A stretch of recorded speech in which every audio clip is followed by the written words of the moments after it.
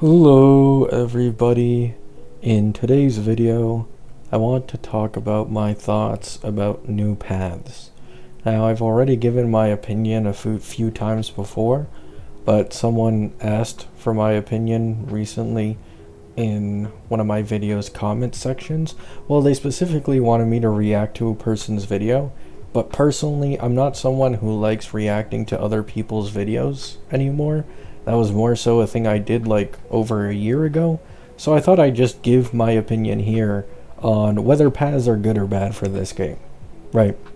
Now, I'd like to apologize for my voice beforehand.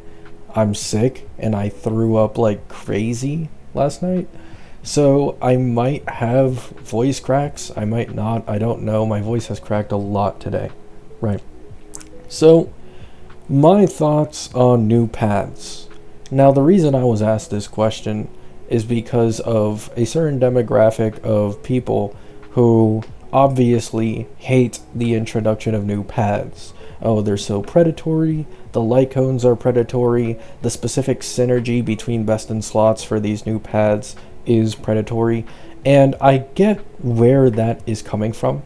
But personally, the reason I've never been able to agree with people on why new paths are bad is because all the points brought up for why new paths are bad usually apply to every other path as well. Right? Let's start off with lycone options. Yes, Mono Rem had some pretty bad free-to-play lycone options, with a lot of them having a 30 to 40% jump over the next best in slot 4-star. However, context matters here. It's not exactly because these guys are remembering specifically that it sucks so badly. It's because they're HP scalers. HP scalers just aren't as common as attack scalers in this game, so their lycone options tend to be significantly worse. And a great example of a, different type of archetype that doesn't struggle as much with lycone options is Elation, right?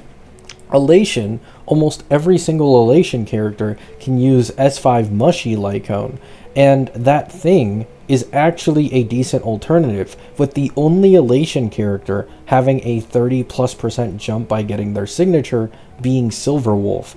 Everybody else has a less than 30% jump, which 30% might still sound like a lot to you guys, and it kinda is, but the thing is, this type of Lycone jump is completely common among every other type of DBS team in the game, with 20 to 30% being average. And even then, there's some characters in this game who aren't part of a new path, whose Lycone jumps are larger than anybody who is Elation.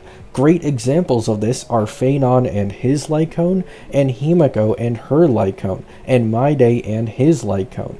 These are all destruction characters. Well, actually, Himiko is Erudition, but all three of these guys have Lycone jumps that are like nearing the 40% mark over other options. And depending on the amount of defense shred that a Himiko team is able to get through her teammates, her Lycone actually only increases in value further. So for example, if Nova Sunday in the future gets his E1 reworked to no longer have the restriction it currently does, and he just straight up gives, like, let's say 38% defense shred to a specific or all allies on the team with his E1, then her Lycone increases in value significantly more, right?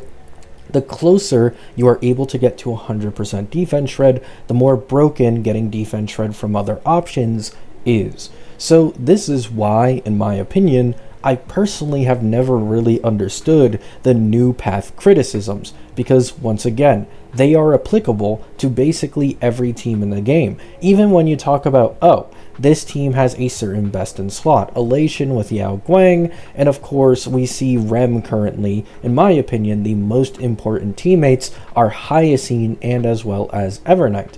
But even then, you look at Himiko. Sure, she can run free-to-play teammates, but that's because she has no after-sales. Himiko's situation is currently no different to Phanon's, and no different to Anoxa's when he first released. Anoxa was considered the free-to-play GOAT, the low-cost GOAT. This guy isn't really reliant on any specific teammates, and most of them can be free-to-play like RMC and as well as Ting Yun. However, as time passed and HP inflation actually caught up with the Amphoreus DPSs, Anox's performance fall off without his Cyrene Saridra combo is quite noticeable now, right? On top of this, it's the same with Phanon.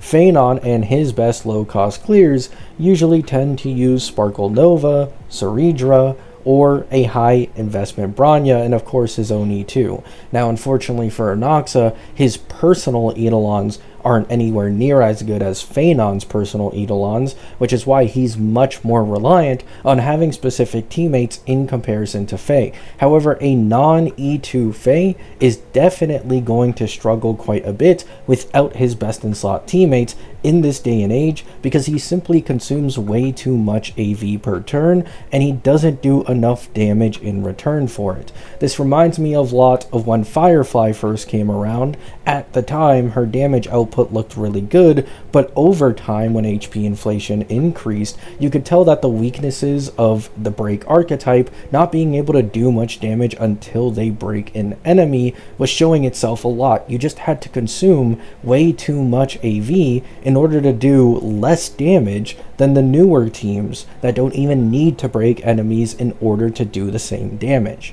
right?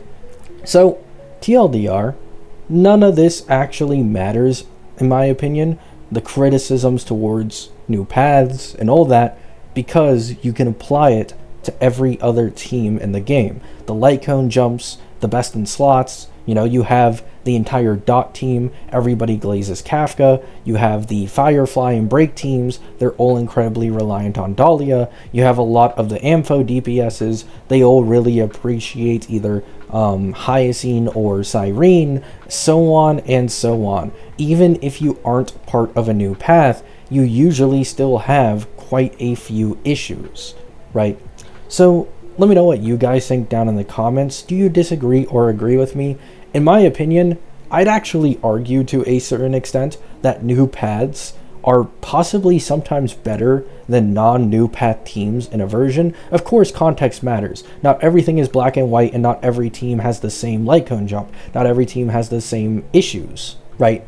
But the thing is, with new paths, is they usually get the new MC to actually synergize with them. So you automatically get one free-to-play teammate on this team that is definitely usable, even if they aren't best in slot.